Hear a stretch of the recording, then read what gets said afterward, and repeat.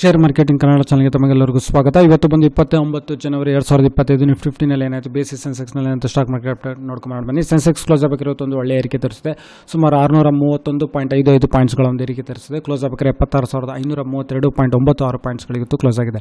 ಹಾಗೆ ನಿಫ್ಟಿ 50 ನೋಡೋದಾದರೆ ಸುಮಾರು 205.85 ಪಾಯಿಂಟ್ಸ್ಗಳ ಒಂದು ಏರಿಕೆ ತರಿಸಿದೆ. ಕ್ಲೋಸ್ ಆಗಬೇಕಾದ್ರೆ 23,163.10 ಪಾಯಿಂಟ್ಸ್ಗಳಿಗಿತ್ತು ಕ್ಲೋಸ್ ಆಗಿದೆ.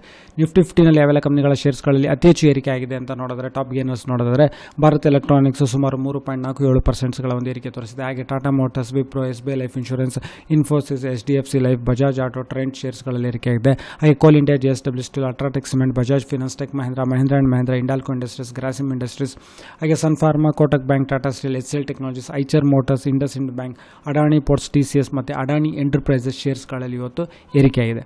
ಹಾಗೆ ಒಂದು IPO ಇದೆ, doctor Agarwal's health care limited. ಇದ್ರ ಪ್ರೈಸ್ ರೇಂಜ್ ಬಂದು ₹382 ₹402.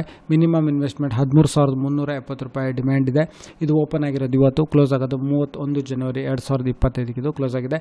ರಿಟೇಲ್ ಕ್ಯಾಟಗರಿನಲ್ಲಿ ಮ್ಯಾಕ್ಸಿಮಮ್ ಒಂದು 2 ಲಕ್ಷದಷ್ಟು ಇದಕ್ಕೆ ಇನ್ವೆಸ್ಟ್ ಮಾಡಬಹುದು. ಸೊ ವಿಡಿಯೋ ನೋಡೋದಕ್ಕೆ ತಮಗೆ ತುಂಬ ಧನ್ಯವಾದ. ವಿಡಿಯೋ ಲೈಕ್ ಮಾಡಿ, ಶೇರ್ ಮಾಡಿ, ಕಮೆಂಟ್ ಮಾಡಿ, ಚಾನಲ್ ಸಬ್ಸ್ಕ್ರೈಬ್